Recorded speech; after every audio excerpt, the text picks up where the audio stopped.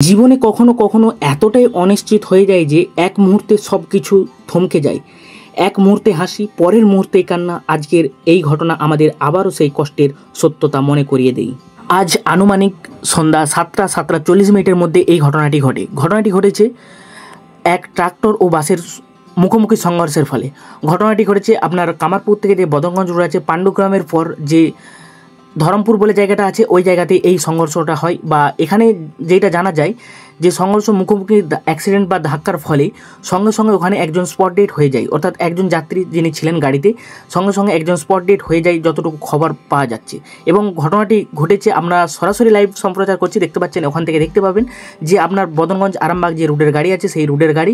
এবং এখানে এই যেই জায়গাটা হয়েছে খুবই একটা নিরালা জায়গা, কারণ কী কারণে বা কী ব্যতিক্রম হয়েছে কেউ এখন পর্যন্ত খবরটা ঠিকঠাক জানতে পারছে না।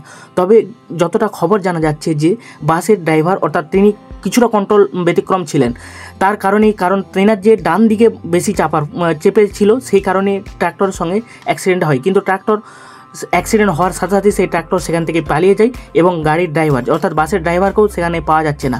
এবং আমরা দেখানোর চেষ্টা করছি বারবার যে গাড়িটা কীভাবে অ্যাক্সিডেন্ট হয়েছে। হ্যাঁ, এবং সেখানে যথাসময়ে পুলিশ উপস্থিত হয়ে গেছিলেন। দেখেছেন সেখানে যে যানজট ক্লিয়ার করার জন্য, গাড়ি পারাপার করার জন্য রাস্তা ক্লিয়ার করা হচ্ছে এবং রাস্তা থেকে যেমন গাড়ি ঠিকঠাক যেতে পারে সেই জন্য ক্লিয়ার করছে। এবং সেখানে সাধারণ মানুষ জনগণ যখনই অ্যাক্সিডেন্টের খবর শুনে সঙ্গে সঙ্গে সেখানে সকলে পৌঁছে যায়। কেউ জল নিয়ে সামনে একটা স্কুল আছে এবং সেই স্কুল থেকে খবর পেলাম যে সেই স্কুলে যখন অ্যাক্সিডেন্ট বা দুর্ঘটনা হয়েছে জানতে পেরে যায়, সেখান থেকে জল নিয়ে যায় এবং সকল যাত্রীদেরকে দেওয়া হয় এবং তারা যথেষ্ট সেখানে হেল্প করেছে সেখানে মানুষদেরকে, যে যারা অ্যাক্সিডেন্ট দুর্ঘটনা হয়েছে তাদেরকে সাহায্য করার জন্য।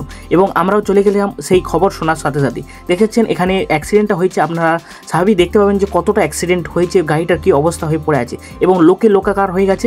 এবং এখানে পুলিশ থেকে সিভিক সকলেই চলে আসছে, কারণ এই জায়গাটা নিয়ন্ত্রণ করার জন্য। এবং গাড়িটা কীভাবে অ্যাক্সিডেন্ট হয়েছে আমরা তা আপনাদের সঙ্গে তুলে ধরছি।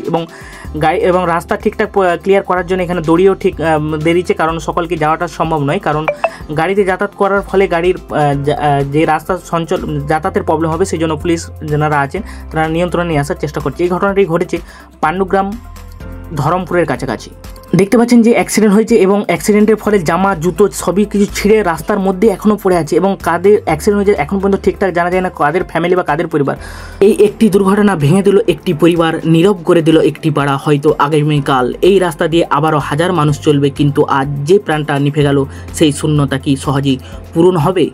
অবশ্যই ভিডিওটা বেশি বেশি শেয়ার করবেন এবং আপনার মূল্যবান মন্তব্যটা দিয়ে যাবেন।